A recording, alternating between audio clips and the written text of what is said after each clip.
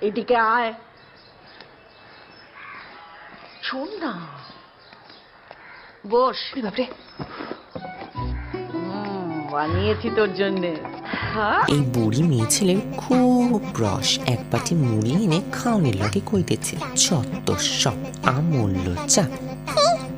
যাই বলি ভালো থাকিস। ভালো। কি হলো? আমার কাজটা কবে হবে? বললি তো, শোনেই না। বুঝিয়ে বল, তুই বললে শুনবে। শোনে না। তোমার ছেলেকে তুমি জানো না, পাত্তা দেয় না।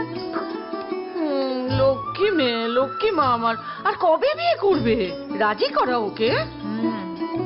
ওকে। এই পুরোটা না।